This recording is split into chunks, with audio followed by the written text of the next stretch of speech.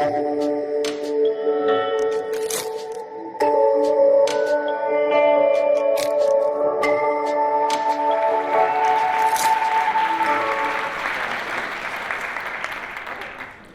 grew up in the Hudson River Valley region of New York State, and as a kid, I played in the woods a lot, and I loved it. I was very lucky that my house was surrounded by 1,000 acres of preserved land. I spent endless hours outdoors, following trails, climbing the hills, immersed in nature. As a child, I connected with nature, and it shaped me for life. As an adult, I developed a passion to share what I had found. I became ecologically minded. I taught ecology and earth science in schools. I worked with numerous environmental groups.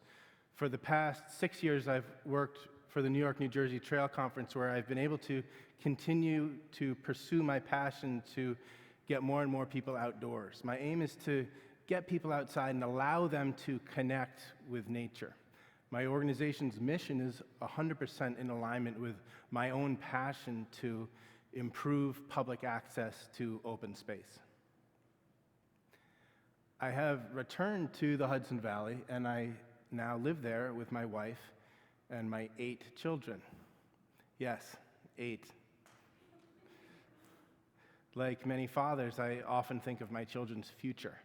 I want that future to include access to an abundance of safe, sustainable trails that lead them to beautiful, natural places.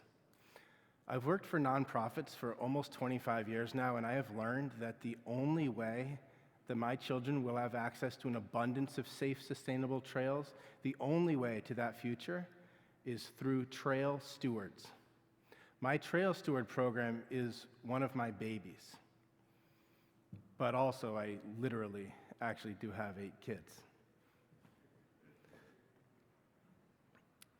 The history of the Trail Steward program, it all starts with flip-flops. 6 years ago. Back in 2013, I was a new hire at the Trail Conference, and my boss received a phone call from the regional director of New York State Parks. It was a pivotal moment. The phone rang. The director asked for an in-person meeting, and I attended that meeting as an observer, and I learned of a very challenging situation in one of the state parks. Only 50 miles from New York City, a trail with beautiful views had been discovered, and visitation had increased dramatically.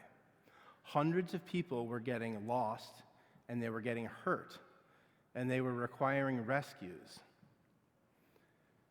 The local emergency services were overtaxed. They were doing 3 to 4 rescues every single weekend. People were showing up in droves at this one particular trailhead, and they were completely unprepared for the 3 to 5 hour challenge ahead of them. Many people were attempting the hike with no water, and they wore completely inappropriate footwear. Some wore boots with no shoelaces, some wore no socks, some wore high heels, and some wore flip-flops, and some wore high-heeled flip-flops. People were also straying off of the marked trails. They were leaving the trails, and they were creating their own social trails and desire lines and shortcuts, and thus more people were getting lost. And this was greatly impacting the native plants and animals. The hikers were leaving the marked trails, and they were leaving garbage. The Parks Director asked for our help. What do you think we can do about this? The Parks Department has no additional resources. Do you think you can try to station someone at the trailhead? We tried, and we did. We responded to the park's request for help by creating a pilot program that summer, and it was an instant success. We collected the data to prove it. When our trail stewards were on duty, the need for rescues was reduced to 0, and nobody attempted the trail in flip-flops. As the allure of unplugging from technology and reconnecting with nature draws more and more people outdoors, the need to protect our natural spaces has become paramount. Since our 2013 pilot season, the Trail Conference has expanded the Trail Stewards program. We are committed to educating and assisting the public in the safe, enjoyable, and responsible use of hiking trails. This photo represents the allure of unplugging from technology and reconnecting with nature. This next slide shows the reality on one of our trails. Overuse and misuse of the nation's most popular outdoor destinations is threatening the ecological integrity of these special places. In the greater New York metropolitan region, the New York-New Jersey Trail Conference is taking a leadership role in coordinating stewardship efforts to combat growing threats. Threats to the trails, threats to the environment, threats to the well-being of the visitors, and threats to the local communities. The Trail Conference is partnered with land managers and local partners to expand the Trail Steward program to multiple trailheads and multiple summits in New York and New Jersey.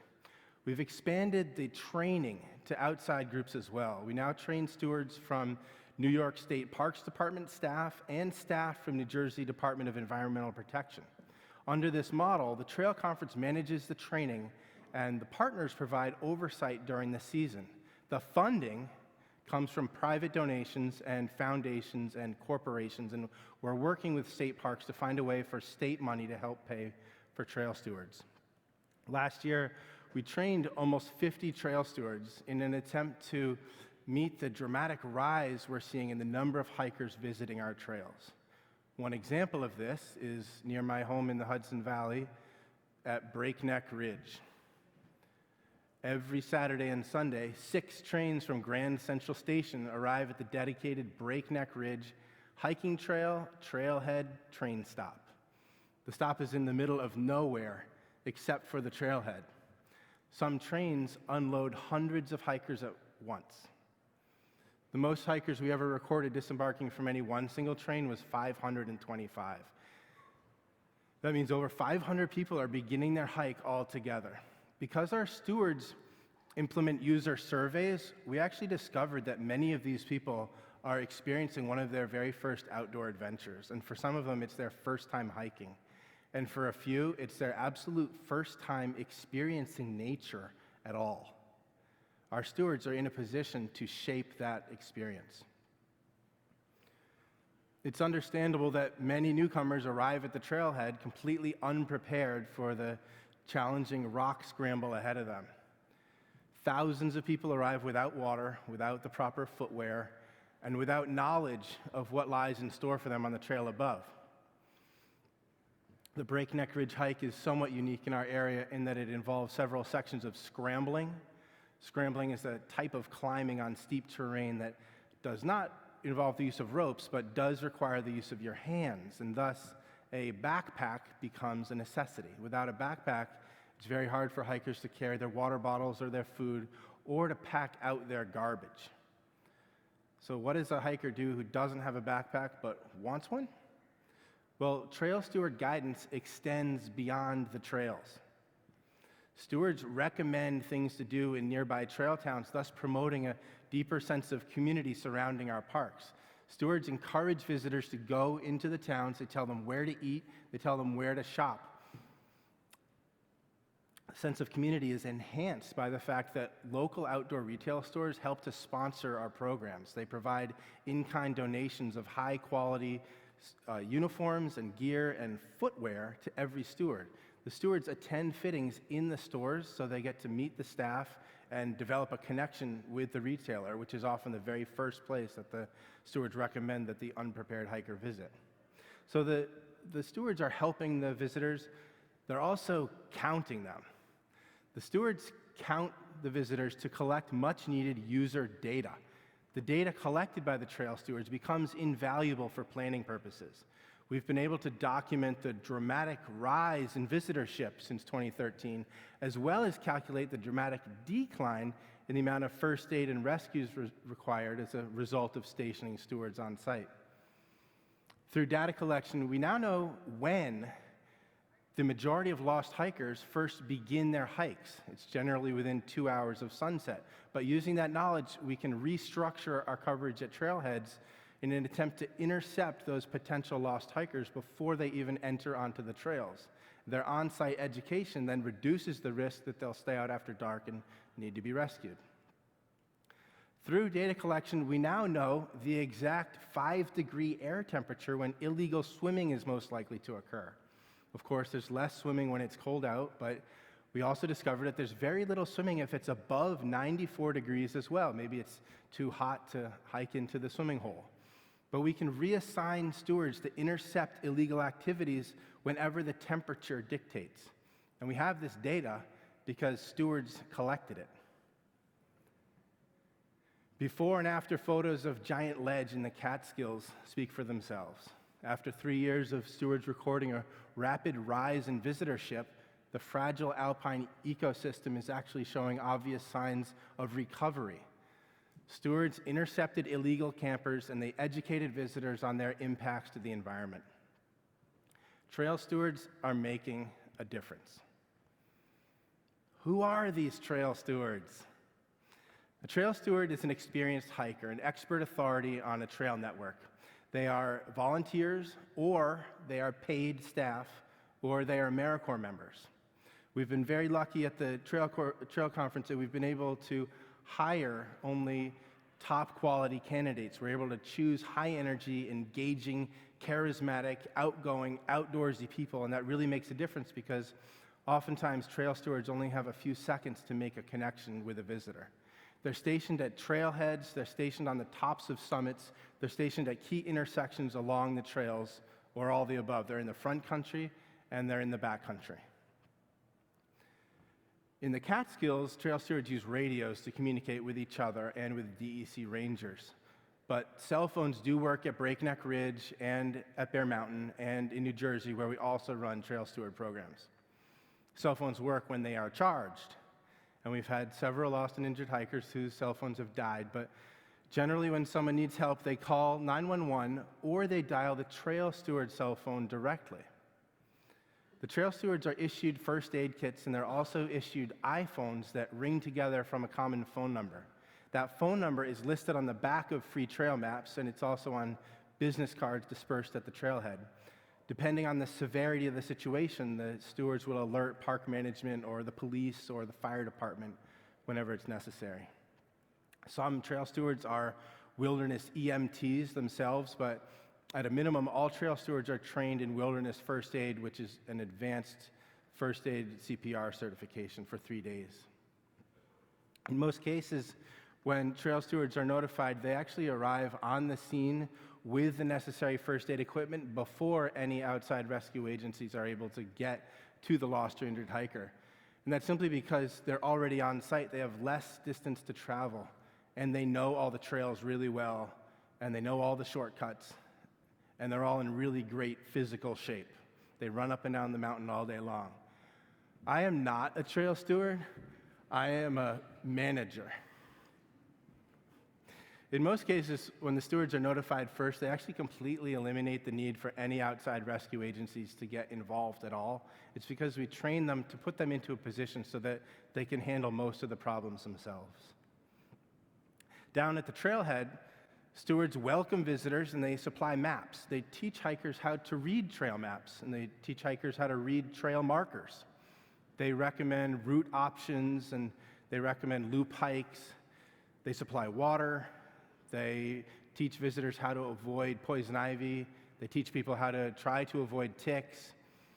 Stewards provide an orientation to the outdoors.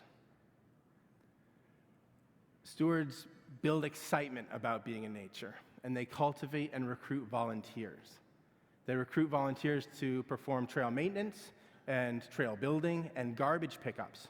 The visitors then become the very people who protect our parks, our open spaces, and our public trails.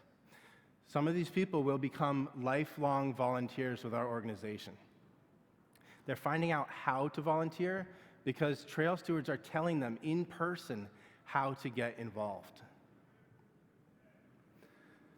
For almost 100 years, the Trail Conference has managed the care of the trails through the work of volunteers.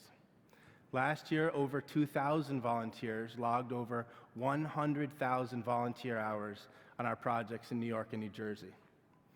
Of course, there's more garbage on the trail now than there was 100 years ago, and this will be my last example of how trail stewards in person make a difference. Sometimes, right on site, stewards will hand out garbage bags to interested hikers who then pick up trash along their hiking route and return the filled garbage bags back to a collection point at the trailhead. The trail stewards are able to provide immediate, genuine appreciation right in the moment, and that cannot be overstated. The power of the person in person is powerful.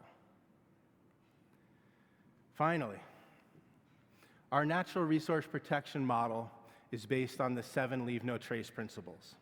All Trail Conference trail stewards are trained by the Leave No Trace organization as trainers. They ask hikers to plan ahead and prepare, to bring food and water, to wear a backpack, to pack out their garbage, to stay on the marked trails, to be respectful of plants and wildlife, and to be considerate of fellow visitors. Last year, the Trail Conference received an award from the Leave No Trace organization. It was an award for outstanding care and stewardship of the Breakneck Ridge Trail.